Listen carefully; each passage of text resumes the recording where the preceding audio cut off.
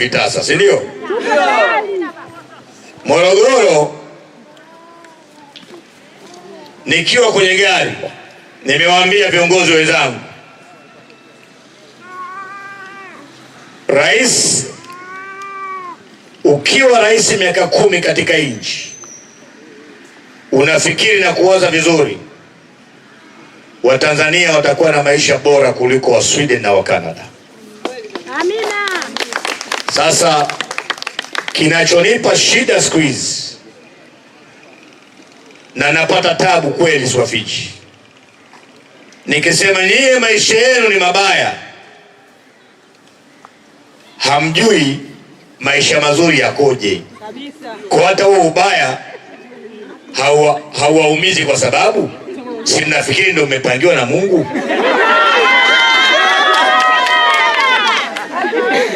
Nchi hii watu wamefanywa maskini,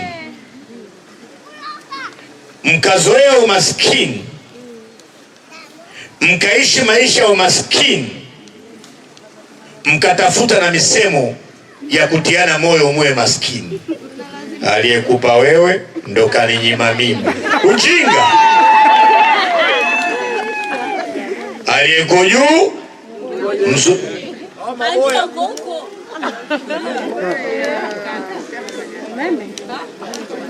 Lia kavu kavu tu. Lia kavu. Yote mwanangu chapu. Lia kavu. Kali kweli.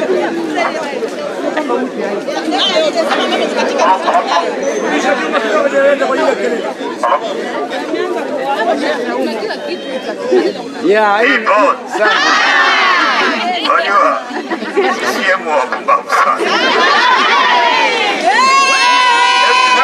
Hebu fikiria hawa pumbavu, sawa, wanaweza wakawa wamekata umeme wa mji mzima, biashara za watu ziharibike, watu wana maisha magumu kwa sababu Lema yuko hapa.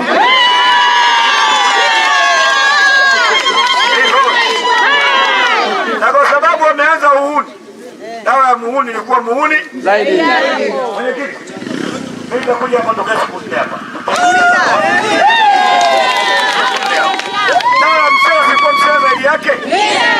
Bidi yeye kwa sheria leta basi.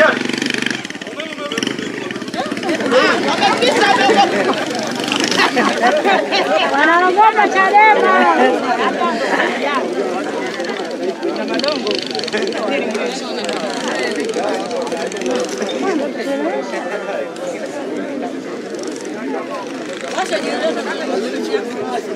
Hello. Microphone test. Hello.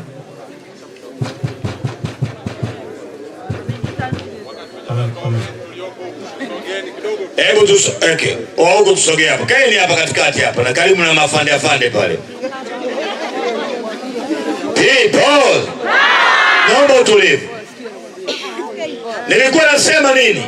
Watu wa Mlimba, niye mkiambiwa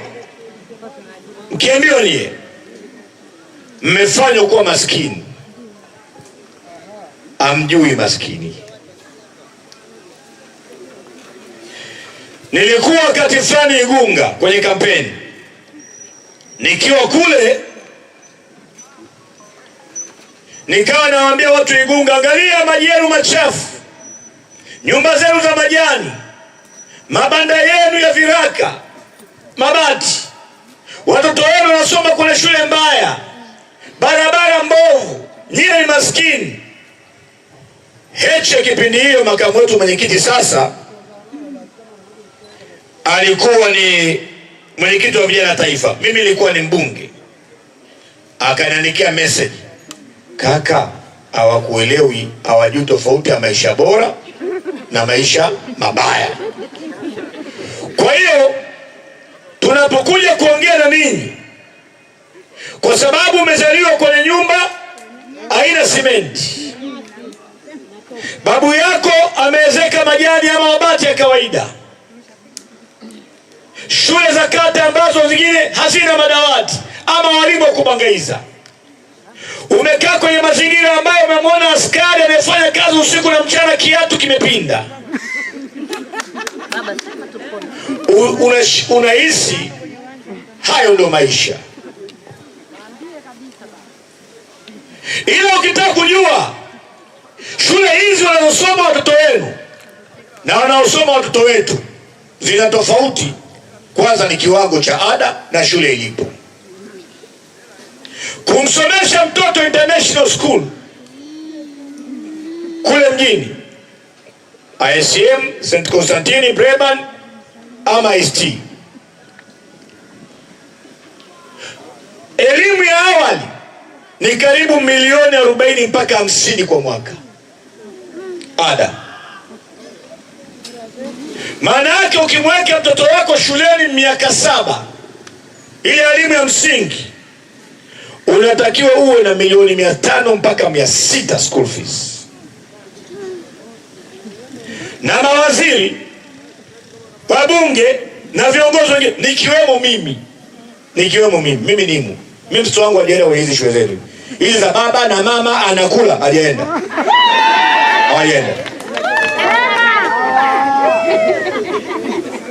Lakini vile ukiona viongozi wa serikali anazidiwa, anaumwa, rekebisha speaker, anaumwa, anaenda kupima afya India, alafu anakuambia hicho kituo cha afya hapo kimeboreshwa, anakupiga kamba.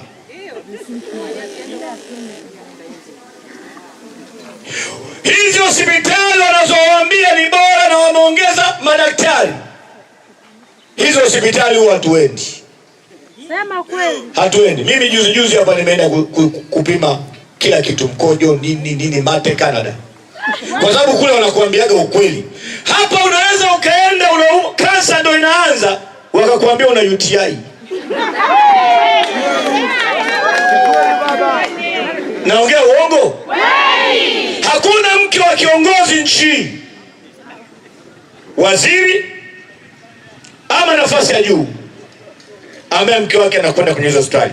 Ataenda mwanzo, na ukifika hospitali daktari ule mkuta pale anakushauri hivi, mheshimiwa, tunakuangalia hapa. Mimi nilienda wakatufana umwa kidole, wakakicheka wananiambia, mheshimiwa, tunakuangalia hapa, lakini kama unaweza nenda India. Yaani wao ndio wanakupa wao ushauri. Maana yake afya imeoza. Watoto wenu wakifaulu wanakwenda vyuo mbalimbali, watoto wetu waendi hivyo vyuo. Mimi nimekuwa bungeni, najua, nimekuwa mbunge miaka 10. Nilikuwa natembea shule za msingi, najua. Kwa tunaposema nchi hii inapita kwenye hali mbaya, wakati mwingine hamuelewi, kwa sababu hali mbaya mmeizoea na mnafikiri hali mbaya ni mpango wa Mungu. Ndio sababu mmetengeneza na misemo ya kutiana moyo, aliyekunyima wewe ndio kalipa mimi, aliyeko juu mgoja. Morogoro kuna barabara kutoka hapo mpaka Ifakara ni kilomita 150. Maana yake ungekuwa na miundombinu bora, highway hapa na Ifakara unatakiwa utembee lisali 1 na dakika 20 umefika Ifakara. Badala yake tumeondoka Ifakara saa 10 alfajiri, tunafika hapa saa 5. Yaani maana yake ni kwamba tumetumia masaa 7 kufika hapa, masaa 7, masaa 8 kufika hapa, masaa 7. Maana yake kama ni masaa 7, maana yake kila lisaa, kila kilomita 20 tumetumia saa 1 karibu. Mtapataje maendeleo kama kilomita 20 unatumia lisaa 1? Maana yake ni kwamba ni kama mtu anakimbia kwa miguu. Na mwenyekiti wangu wameniambia wa wilaya, wakati wa mwezi wa 3, mwezi wa 4, mlikuwa mmeondoka hapa saa 11 alfajiri, saa 10 mnafika Ifakara saa 10 jioni. Uongo? Mpaka saa 4 usiku. Maana yake ni kwamba mkitumia masaa 12 barabarani, kilomita 150, maana yake kila kilomita 10 ama kilomita 15 au 10 mmetumia lisali zima. Mimi nafanya mazoezi ya kukimbia na kutembea, ndio mwendo ambao nakimbia na kutembea, na mmeona kawaida. Na kuna mkurugenzi hapa amekaa tu ofisini. Hawa watu vipi? Kwamba kuna mtu hapa ana gari ya serikali, ana chakula cha serikali, na nataka nimwambie sasa hivi, nitakwenda kuposti nilichokiona hapa. Natoa amri, si Mungu. Siwezi kuja kumwomba uchali mimi hapa. Mimi naongea na mama yake, sio yeye.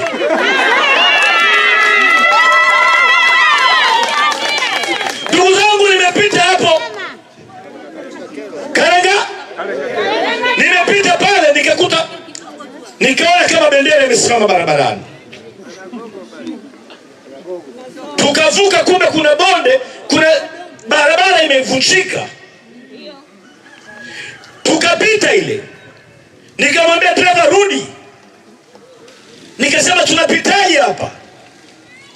Tukarudi. Nikasema moyoni, Mungu wangu, atakuja kufa mtu hapa. Mkurugenzi wa halmashauri, nakwambia, na nitaenda kumwambia mama yako na baba yako nchini. Hebu fikiria, hii serikali ina kipaumbele kwenye mambo gani kama haiwezi kujali mambo ambayo yanaweza kagusa na kuua uhai wa mtu? Pumbavu gani huu? Unaacha shimo barabarani. Ndugu zangu, nikamwambia dereva ruka, zunguka. Akaenda. Nikaona tunafanyaje? Nikapiga picha na video, kaenda kuifanyia kazi. Hebu niambie people, shimo kama lile, maana yake ofisi za serikali zilitakiwa kuacha kila kitu, kwa sababu pale panagharimu maisha ya watu, panaumiza watu. Au watu wamekaa ofisini kama maboya.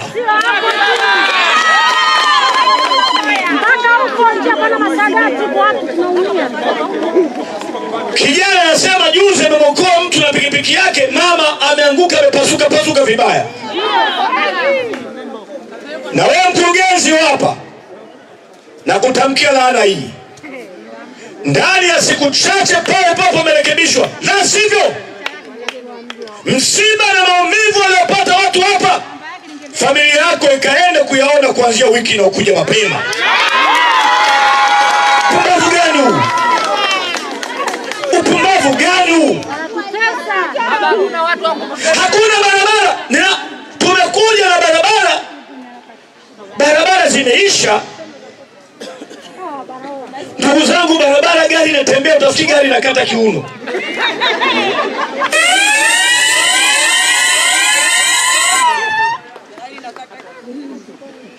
Alafu kule ambako mwenge ulipita wameenda kurekebishia moto barabara. Wapuuzi hawa, mnaenda kutengenezea kibatari barabara, watu wanakufa, barabara mbovu. Akili gani hawa? Mwenge ni kibatari tu.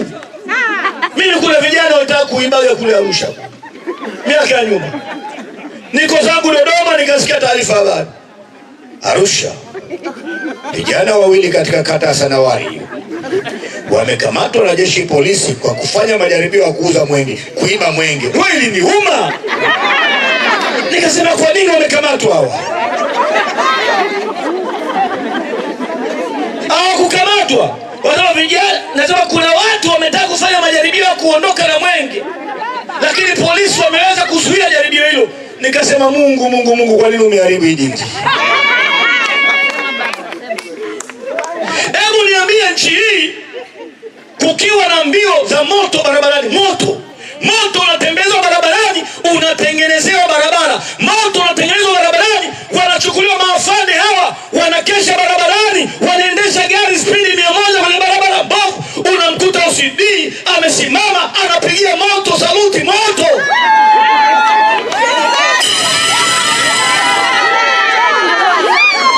Msicheke. Kuna kitu hakiko sawa kwenye akili za Watanzania. Msicheke. Ama naongea uongo wazee wangu? Unakuta eti mkuu wa mkoa wa Pwani anaongozana na msafara wa magari 100 kumkabidhi mkuu wa mkoa wa Morogoro moto. Alafu mkuu wa mkoa wa Morogoro akishapokea moto, wakuu wa wilaya yote wa Morogoro, wakurugenzi, RPC, MAOCD, mgambo, walimu, watoto wote wanaacha kazi, wanajipanga barabarani kushangilia moto. Tumelogwa nyie, si machizi nyie.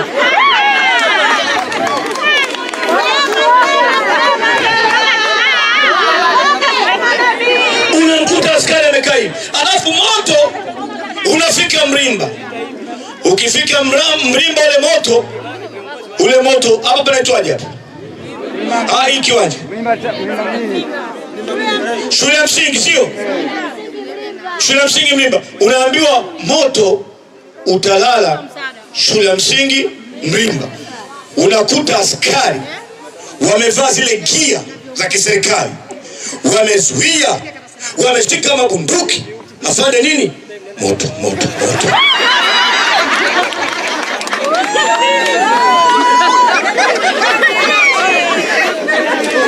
Na hicho ni kipimo cha sisi ni kwa kiwango gani ni wapumbavu.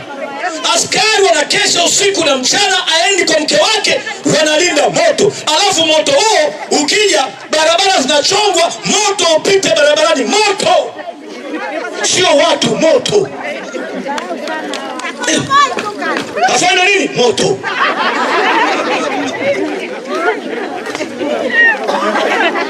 Hivi nataka muone kiwango cha upumbavu tulionao. Alafu pale barabara kuna shimo linaua watu, linaumiza watu.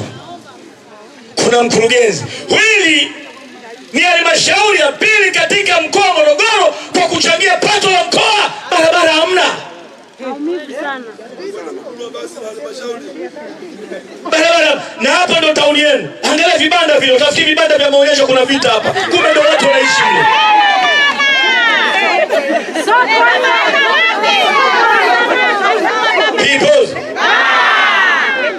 Umasikini umekamata kila mahali. Ukifikiri Morogoro peke yake, nenda huko kusini. Nenda Lindi, wana ufuta, wana korosho, wana gesi, maskini. Nenda Mtwara, maskini. Nenda Kilimanjaro, nenda Mwanza, wana ziwa, wana dhahabu, maskini. Nenda Mbeya, kuna madini yote dhahabu, maskini. Umaskini huu sio wa Mungu, ni kwa sababu tunaongozwa na wapumbavu, na CCM ni wapumbavu.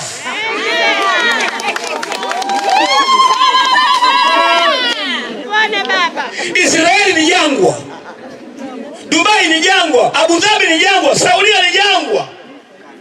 Ndugu zangu, ukienda Dubai ambao ni jangwa, inapokea watalii milioni 22 kila mwaka, hawana mbuga za wanyama. Wamekuja kununua tembo Tanzania, wamenunua twiga Tanzania, wamenunua faru Tanzania, wamekwenda kutengeneza kwao zoo. Wanapokea watalii milioni 24 kwa mwaka. Sisi tuna mbuga zote za wanyama kubwa duniani, tunapokea watalii milioni kwa mwaka. Upumbavu hawa. Ukipokea watalii milioni 10 kwa mwaka nchi hii, utamweka dereva bodaboda barabarani.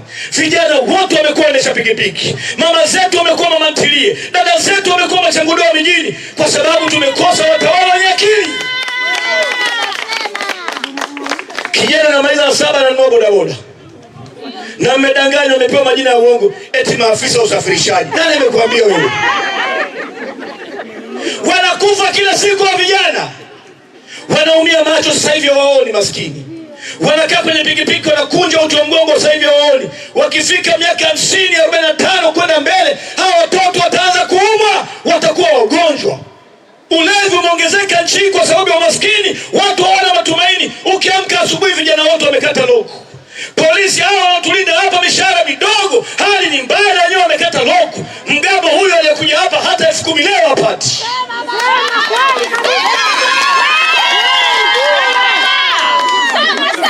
Tunaposema tunataka mabadiliko ya nchi, hatutaki mabadiliko kwa sababu tunashindana na CCM kama Arsenal na Manchester.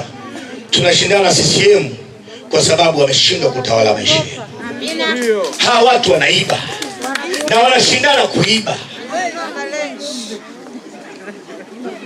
Leo tuna utawala ambao haukuchaguliwa. Kweli kabisa. Ndugu zangu, nyie hamjui, watu wamekufa nchini, watu wameuawa nchini, wengi. Na dhambi hii Samia atoboi nayo. Hakuna mbinu yoyote Samia wala Nchimbi watafanya kukwepa dhambi ya damu iliyomwaga. Yuko Mungu na mtamshuhudia, na sio wao tu, na watoto wao watalipa kilichofanyika tarehe. Uchaguzi wa wizi, wamepanga wizi wa uchaguzi, wamekamata watu, wameweka watu ndani, wametesa watu, na sasa hivi wanapanga kututesa. Mimi mikono yangu haina hatia, moyo wangu hauna hila. Afanye anachotaka, kama ana uwezo afanye anachotaka. Simwambia OCD, namwambia Samia, namwambia Nchimbi, namwambia Mwigulu, wafanye wanachotaka. Hatuwezi kuendelea kuwa waoga kwa kiwango hichi. Nchi inatafunwa, watu wanaibiwa, maisha yanazidi kuwa mabaya, watumishi wa umma masikira yao yanazidi kuwa mabaya. Mimi nikiwa bungeni, nimekuwa waziri kivuli miaka 10 wa polisi. Mshahara wa polisi wa miaka 50 wa OCD ulikuwa ni mshahara wangu wa miezi 6 wa bunge. Hata wa polisi mnaolaumu, mnaona ni watu wabaya, ni kwa sababu maisha yao yametengenezwa kwa ukatili. Wanalipwa hela mbaya, wanaishi nyumba mbaya, na wanaona maisha mazuri. Mitandao imefanya kila mtu anajua nini maisha bora. Huyu polisi ambaye amesimamia wizi wa kura, akapiga mtu ili mbunge awe mbunge, rais awe rais, mnatakaje awe na tabia njema wakati mtawala amemfundisha kwa muhuni?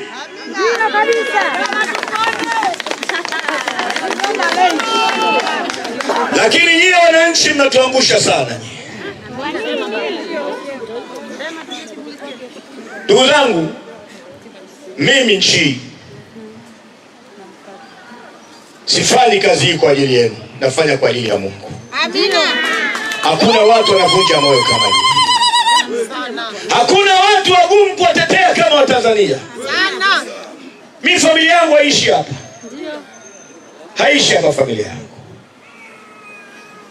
Mimi 2020 walikuwa wanataka roho yangu, akaiwinda. Mimi mtoto wa Mungu hakujua, kaiwinda roho yangu. Sauti ya Bwana ikanijia, Lema, chukue mama na mtoto uende mpaka nchi takao kwa mimi. Kae huko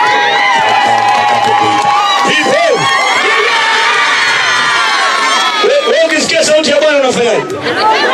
Unafanya Tanzania unasema Lema mwoga ambao alikimbia. Mimi nilisikia roho ya Bwana alinishukia kama Yusufu alivyoambiwa, Yusufu, chukue mama na mtoto uende mpaka nchi takao kuambia, ukae huko mpaka Herode atakapofanya nini. Mimi nikachukua zangu nini, nikachukua watoto, mke, nikakimbia.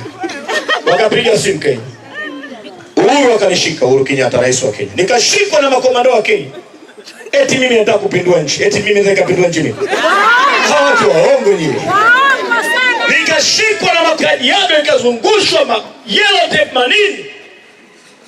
Kaambia mke wangu, usiogope, utamwona Mungu. Kaambia askari wa Kenya, hamtanirudisha Tanzania, bora mrudishe maiti. Nilipoona wamekuwa gangari sana, kaambia mke wangu, piga simu hiyo, piga hiyo, piga hiyo, piga hiyo. Pressure ikatoka juu. Kenya wakakaa kikao kina Uhuru, wanirudishe ama wasinirudishe. Magufuli anasema nirudishe. Wakatuma na ndege. Pressure ikawa juu. Vyombo vya habari, wanaharakati wa Kenya, wana sheria zaidi ya 100 wakaja kituo cha polisi, wakanichukulia hoteli, nikalindwa kuliko rais. Na mimi nikawa nageuza huo ulinzi kama Mungu Baba, ulinzi huu usio wa mtumiwa na wa mtu mmoja mkubwa siku za usoni. Sema amen. Mbona maulizi leo?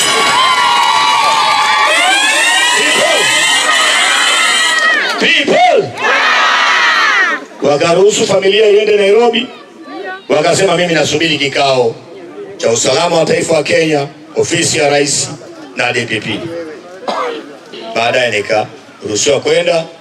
Kenya ikatoa masharti, nikae muda sio mwingi, kwa sababu kuna watu wananiwinda Nairobi waniue. Canada ikanichukua ikanipa, nikaenda Canada. Nimekuwa Canada huko, sauti ikaja, Lema, yule aliyekuwa anataka roho yako na mama na watoto hayupo tena, yuko Chato. Sasa unaweza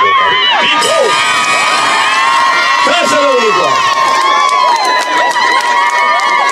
Bibo, nataka niwaambie nini watu wa Mlimba? Nataka niwaambie nini?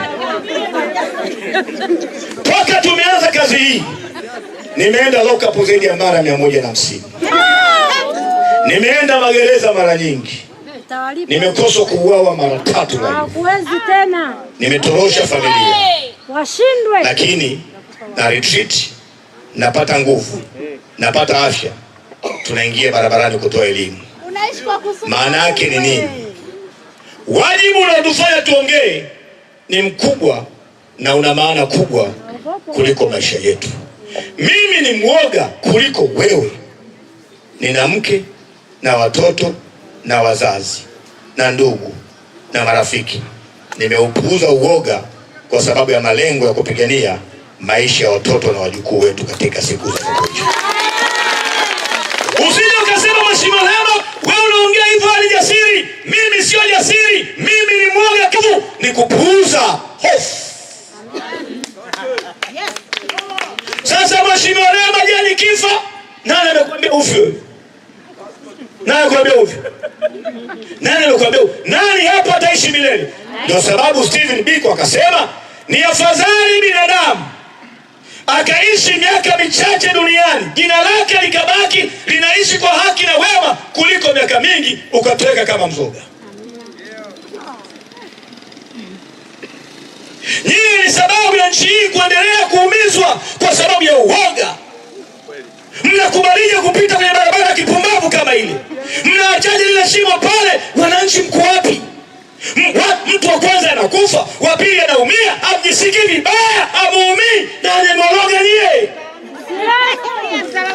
Watu gani nyie? Watu gani? Wapi kwa kulalamika baba? Kwa kulalamika wapi? Kusanyeni kijiji kizima, Mlimba mzima, mwambiane mkurugenzi, magari hayatapita mpaka wamerekebisha. Watu wanakufa, watoto wanakufa, ndugu zetu wanakufa, hatutaki upumbavu. Usiku unatekwa baba, usiku unatekwa. Ukiogopa kutekwa kwa sababu ya kupigania haki, mama yako atadumbukia shimoni mchana kwa sababu ya uoga wako, atakufa. Atakufa. Mimi natembea poli lote. Hawa polisi waweza wakapewa maelekezo saa yote. Naogopa lakini sijali, kwa sababu nimekuja kuongea injili ya kusaidia. Tulikuwa jana Kilombero pale Ruaha. Watu walalamika habari ya miwa. Eti miwa kiwanda kimepunguza uzalishaji. Serikali inaagiza sukari nje.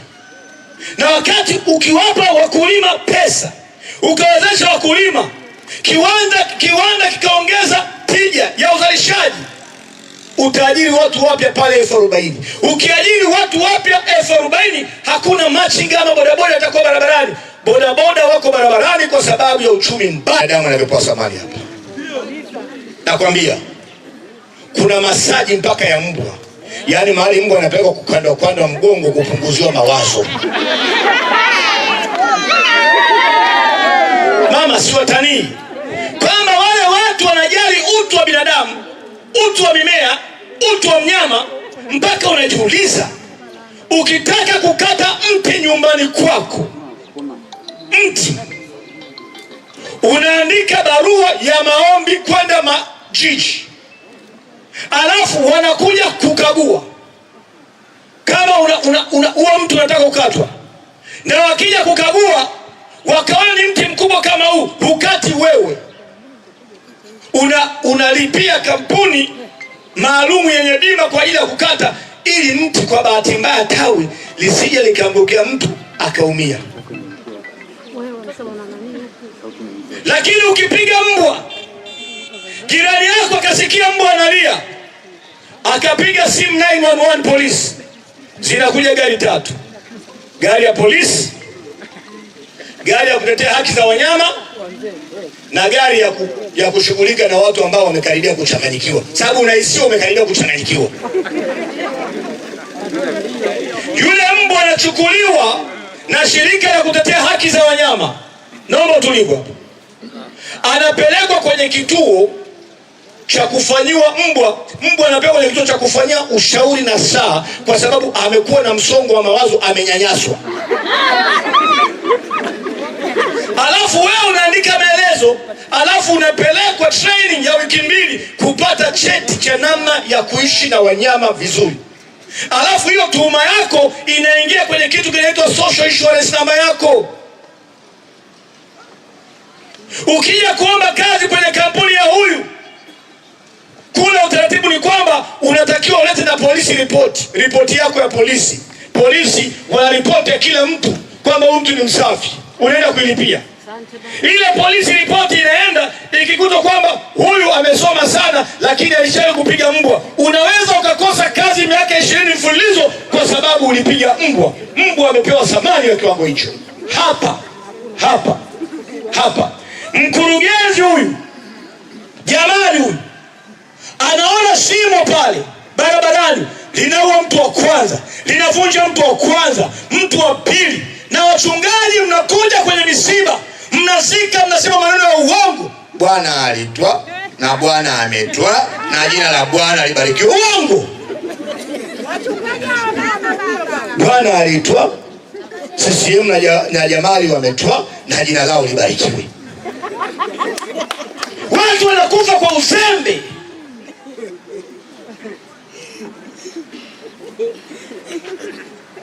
Na nyie mko kawaida, kwa sababu mmezoea umaskini, mmezoea tabu, mmezoea hali mbaya. 70% ya vijana wanaotakiwa kuwa kwenye ndoa hawako kwenye ndoa kwa sababu wanaogopa maisha. Watu wanazaa pembeni, wanaleta watoto kwa wazazi wao. Nyumba za mabibi zetu siku hizi zimekuwa na watoto wengi utafikiri shule, kwa sababu vijana hawezi kukaa na uso wao. Tunapelekea wazazi wetu maisha magumu. Unakwenda mjini, mimi nikiwa mdogo miaka ya nyuma nilikuwa sijawahi kuona mama mtu mzima anauza maembe, anauza chupi ya mtumba, ana sketi ya mtumba. Nenda mjini leo, mama wa miaka 70-80 anatembeza ndizi barabarani, anatembeza karanga barabarani kwa sababu ya ukali wa maisha. Watoto wake wameshindwa kufanikiwa. Mama wa miaka 70-80 badala ya kukaa nyumbani, miguu imeanza kuzidiwa nguvu, anatoka barabarani kusambaza samaki. Umaskini. Na nyie vijana bado mnaona hii hali ya kawaida. Tufanye nini? Katiba mpya. Mnasema hivi, Mheshimiwa Lema, tukipata katiba mpya haya mambo yatapungua. Sikiliza nikwambie. Katiba mpya lazima iende na fikra mpya. Lazima iende na fikra mpya. Hii katiba ya sasa haijaruhusu wizi wa kura, haijaruhusu watu kutekwa, haijaruhusu ubadhirifu wa mali za umma, haujaruhusu. Kwa nini wanafanya? Kwa sababu wakifanya uwafanyi kitu. Katiba mpya bila mwananchi mpya, mwenye akili mpya, mwenye mawazo mapya, mwenye ujasiri mpya, wataifanya kama wanavyoifanya hii ya sasa. Na hatari na waiona wananchi, sikizeni watu wa Mlimba. Mimi ni Chadema kiongozi mkubwa ndani ya chama kwa miaka mingi. Hatari na waiona mkiendelea kuwa waoga hivi na fikra zenu zikaendelea kuwa hizi, siku moja yamkini Chadema itashika madaraka. Nawaambia, kama hamtaamka, mpunguze uoga, mwache uoga, mwanze kujali mambo ya msingi kuliko Simba na Yanga, Chadema itakuwa uwezi kama Chama cha Mapinduzi. Chadema sio malaika. Ili uwe na serikali makini inayotawala kwa umakini, unatakiwa kuwa na wananchi wenye awareness, wenye uelewa wa kutosha, wanaokubali, wanaokataa kuonewa, wanaokataa dhuluma, ambao wako tayari kupigania mambo ya dhuluma wanayoona kwa macho yao. Lile shimo pale limeua mtu wa kwanza, mtu wa pili, limevunja mtu mwingine. Kijana amesema hapa, inahusiana nini na katiba mpya? Inahusiana upumbavu tulionao kwamba tulishindwa kupiga kelele, tukashindwa kwa umoja wetu. Mkaenda kwenye msiba kuzika na mkasema siku zake zimefika, kumbe siku zake zimefikishwa. Katiba mpya lazima iende sambamba na fikra mpya.